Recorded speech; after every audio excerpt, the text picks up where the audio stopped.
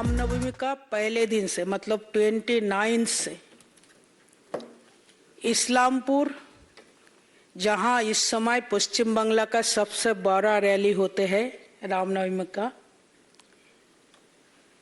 पहले वो देश का दूसरा स्थान में था, अभी पहला नंबर हो गया है, जहां पे हर साल 3 लाख का आसपास लोग इकट्ठा होते हैं, रामनवमी का जुलूस में भाग लेते हैं, जो मेरा क्षेत्रों में आते हैं। और मैं क्षेत्रों में पहुंचने का साथ साथ वहां का परिस्थिति इतना जटिल हो गया था। कुछ हिंदू लोगों का जो पहले अरेंजमेंट में बिजी रहे हैं, मस्जिद से आके उनका ऊपर पत्थरबाजी किए हैं, इनका 25 बाइक जलाया है। और साथ में जब मैं प्रशासन को दृष्टि आकर्षण किए हैं, उस समय से लगातार हिंदुओं का ऊपर आरोप जारी किया है इन्होंने। अभी 25 बाइक का क्या होगा, इनका तरफ के विचार क्या होगा, उस कुछ नहीं देखा है। और दूसरा दिन रामनवमी का दिन डालखोला, जो मेरा क्षेत्र में ही आते हैं, उसमें पुलिस का इंस्ट्रक्शन से, जबकि मैं काल परसों में एसपी सर से मिला था इस्लामपुर के, तो उन्होंने बोला है कि जो ट्रेडिशनल रूट था जुलूस का वो चेंज किया गया है।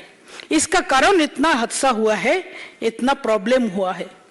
जब हमकी खबर मिले है कि पुलिस का इंस्ट्रक्शन से रूट बदला गया था और ऊपर से आरोप लगा रहे हैं जो अरेंज किए हैं उनका ऊपर, तो मेरा मतलब है एक तरफ ममता जी हिंदू को मन रखने के लिए इनका एमएलए को हर जुलूस में भेज रहे हैं रामनवमी में, और दूसरा तरफ मुसलमान को खुशी करने के लिए प्रशासन से जो हिंदू रामनवमी जुलूस में भाग लिया है उनको अरेस्ट करा रहे हैं।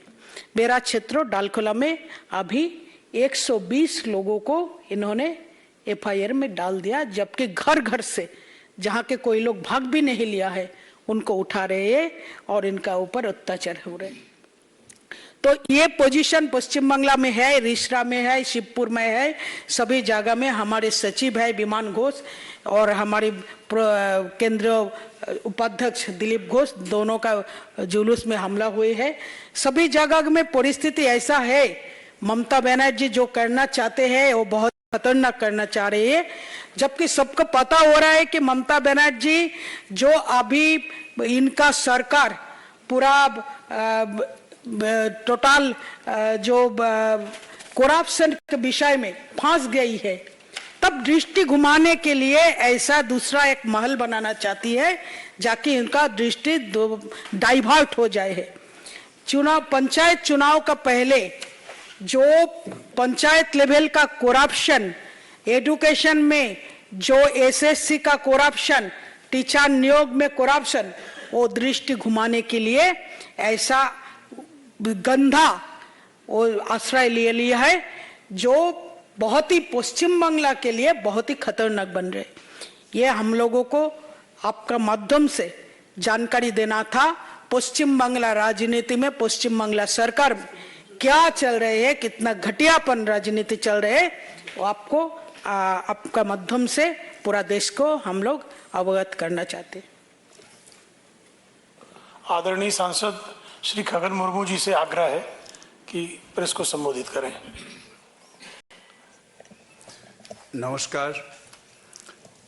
जब से हमारे आदरणीय प्रधानमंत्री नरेंद्र मोदी जी ने सबका साथ सबका विकास के बारे में जो जनता के बीच में जो काम कर रहे हैं, 2014 से आप देख रहे हैं हमारे देश में आदरणीय प्रधानमंत्री जी सबका साथ सबका विकास, इसको सबसे ज़्यादा से ज़्यादा सभी लोगों को, जो लोग पिछड़े वर्ग जहाँ पे है, चाहे हिंदू, चाहे मुस्लिम, चाहे क्रिश्चियन या सिख, ईसाई, जो भी हो, सबको केंद्र सरकार का सुविधा मिले। इस काम को ज़्यादा से ज़्यादा हमारे देश के प्रधानमंत्री जी वो काम कर रहे हैं। प्रधानमंत्री जी देश के लिए, देश के भलाई के लिए, जनता के लिए जो कुछ भी कर रहा है, लेकिन बंगाल में इसको लागू होने नहीं दे रहा है। बंगाल में आपको मालूम है जे आज 11 साल हो गया, ये तीसरी बार हमारे बंगाल में ममता बनर्जी सीएम वहाँ पे एक्चुअली सीएम बना। तो आप देख रहे हैं जो बंगाल में क्या हो रहा है। बंगाल में एक्चुअली वहाँ पे पूरा सा पूरा जंगल राज इसको लागू कर रहा है। जंगल राज को सबसे ज़्यादा वहाँ पे हर जगह में हिंदू मुस्लिम को डिवाइड करना चाह रहे हैं, जो ताकि हमारे देश का आदरणीय प्रधानमंत्री जी का जो आज संकल्प, इसको वहाँ पे एक्चुअली सभी जनता के पास, सभी वर्ग के पास नहीं जाए। तो इसलिए वो कोशिश कर रहे, वो अपन को ऐसे सबको सामने वो ऐसे बोलना कोशिश कर रहा है कि मैं मुस्लिम को है, मैं मुस्लिम के लिए मैं खड़ा हूँ। एक्चुअली मुस्लिम को मैं मदद देने के लिए मैं यहाँ पे हूँ। वो 30% को वो बोल रहा है। लेकिन अब बंगाल में आप देखेंगे तो किसी को भी वहाँ पे कोई सुविधा नहीं पहुँचा रहा है। मुस्लिम का क्या सुविधा है वहाँ पे, मुस्लिम का क्या इसमें जो हमारे सरकार, केंद्रीय सरकार को, जो केंद्रीय सरकार से जो भी हो रहा है, जो भी काम हो रहा है, मुस्लिम को मिल रहा है क्या? उन्होंने जो भी इलेक्शन के समय में जो भी बोल रहा, इलेक्शन में बोला जे मुस्लिम का ये मदरसा बनाऊंगा, मुस्लिम का सबसे ज़्यादा सुविधा मिलवाऊंगा। तो आप देखिए मुस्लिम लोग क्यों धरना में बैठे हैं, क्यों वहाँ के मदरसा का जो शिक्षा के लिए टीचर धरना कर रहे हैं। अब अभी देखिए जो वहाँ पे ग्रुप डी जिसमें 7,000 का नौकरी होना चाहिए था, तो आप देखिए वहाँ पे क्या हो रहा है। तो अभी भी 224 दिन भी अभी वो लोग धरना में थी। 224 दिन और उनको और इंसाफ के लिए वो लोग बोल रहा था। आज वो लोग वहाँ पे आज जुलूस निकाला, उसको रोक रहा है। तो यही है बंगाल की स्थिति। आप देखिए जो हमारे जुलूस जब ये रामनवमी में शुरू हुआ था, रामनवमी के बारे में आदरणीय देवश्री जी का कही है, फिर हमारे लकेट जी बताइए आप लोग को। तो रामनवमी के जुलूस में क्यों ऐसा हुआ, किस लिए हुआ? एक्चुअली ममता बनर्जी का अभी वो जो जैसे सोच रहा है, वो जैसे करने चाह रहा है, मुस्लिम लोगों को खुश करने के लिए ये सब कर रहा है हर जगह में। आप देखिए जो सागरदिघी का जो उपनिर्वाचन हुआ, चुनाव हुआ, वहाँ हार गई हूँ। मुस्लिम लोग उससे दूसरा जगह में वोट अपना जो वोट डाला है, इसीलिए उनको दिमाग खराब हो गया। अब बख्तुई में क्या हुआ, वहाँ पे जो घटना घटी आपको सबको मालूम है। इसलिए ममता बनर्जी अभी कोशिश कर रहा है वहाँ पे डिवाइडिंग रूल ज़्यादा से ज़्यादा वहाँ पे लागू करने की कोशिश कर रहा है। और वहाँ पे पूरा सा पूरा बंगाल में जो जंगल राज, इसको और ज़्यादा से ज़्यादा वहाँ पे लागू करना चाह रहा है। यही है हमारे एक्चुअली रामनवमी का जुलूस में जो इतना हमला हुआ। आप देख रहे हैं रिश्रा में क्या हो रहा। हमारे आदरणीय सचिव वहाँ का एक्चुअली राज सचिव और बीजेपी का और विधायक उनका ऊपर हमला हुआ, वो पत्थर मारा है उनको। अभी भी हॉस्पिटल में हैं, अभी भी वो एक्चुअली हॉस्पिटल में वहाँ पे अभी भी हैं। तो ऐसे बंगाल में चल रहा है। ये बंद होना चाहिए, इसको ख़त्म होना चाहिए। इसलिए जनता से हम जरूर, बीजेपी के ओर से हम लोग जनता तक हम पहुंचेंगे। ये बंद होना चाहिए बंगाल में, ऐसा नहीं होना चाहिए। आदरणीय सांसद श्री जगन्नाथ सरकार जी से आग्रह है कि आप संबोधित करें। सभी को नमस्कार। देखिए, बंगाल में ये टीएमसी का एक लुटेरा राज चला रहा है। ये लूटने के लिए वोट बैंकिंग पॉलिसी लागू कर दिया। एक तो 100% माइनॉरिटी वाला को टीएमसी में शामिल करना चाहिए।